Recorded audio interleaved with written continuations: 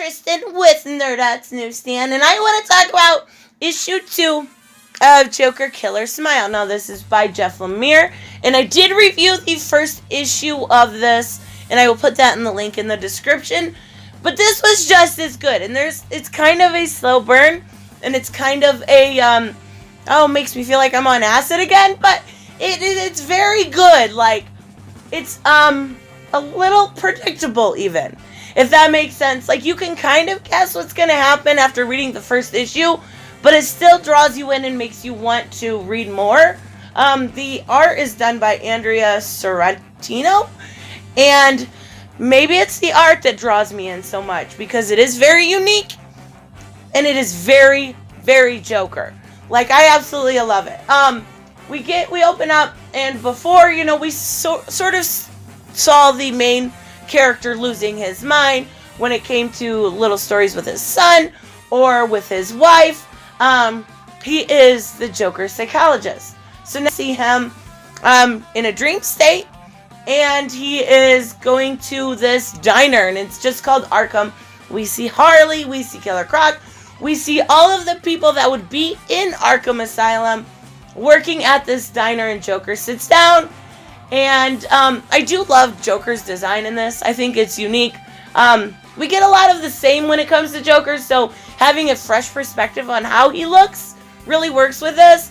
And basically, he's hungry and he's going to eat, well, his own face, I guess, and brains. He's sort of at that point where he's not sure. There are two worlds. He's not sure which he's in, whether it's a sane world or whether he has gone crazy. So he wakes up, right?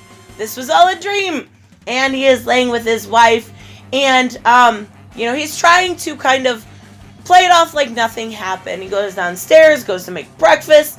And his kid tells him a joke. Basically, why don't cannibals eat clowns? Because they taste funny, doesn't it, Chink? Right, but he's a kid. So he's playing this app, which was the same as the actual book that he was reading in the last issue of this. And it's not a kid's app. Like, it's definitely a Joker app. So, he tells no more with that. And then he goes to go down to his office, and he's like, you can't go down there. There's stuff you shouldn't see as a kid. Do not ever go into my office.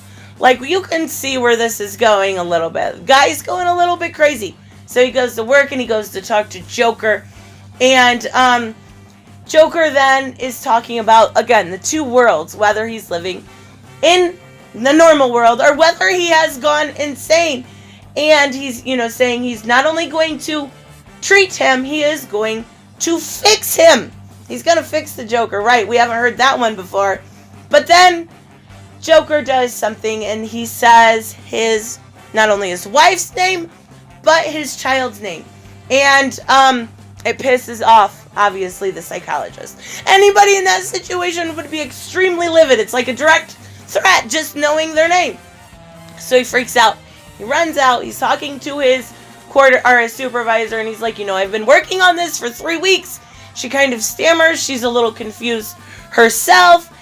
And we see Joker talking to Croc outside, and he tells the same joke about the cannibals, and he's just really not having it. So he goes home, and the psychologist is talking to his wife, having dinner, and he asks for the salt. And when he looks up, this is what we see. And just for a second, and then he blinks his eyes, and they are back to normal.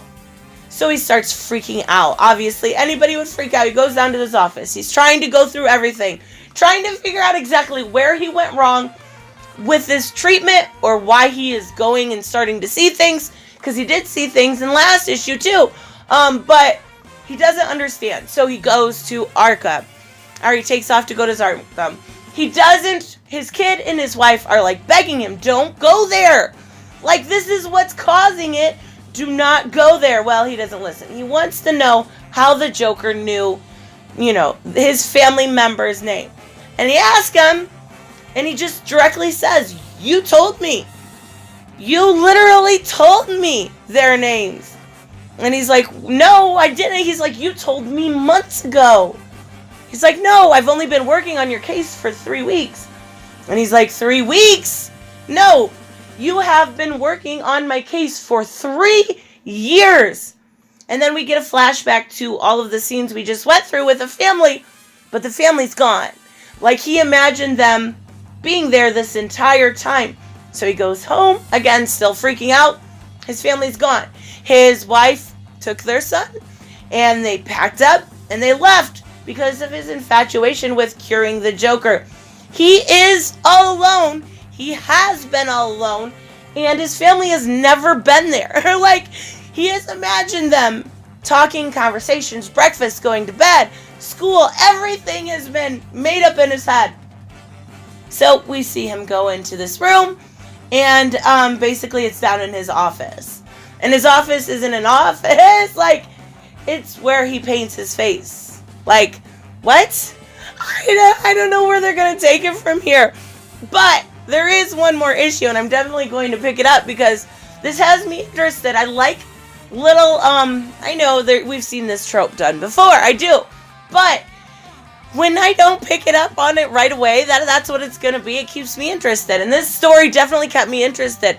It was a very, it was a psychotic Joker story from the viewpoint of somebody else. Now, I did just review Harley, and we saw, that side of it, the falling in love. But this is just his psychologist absolutely going insane from the treatment of him. So I really did enjoy this. I thought it was really great. It's definitely one of the better books this week.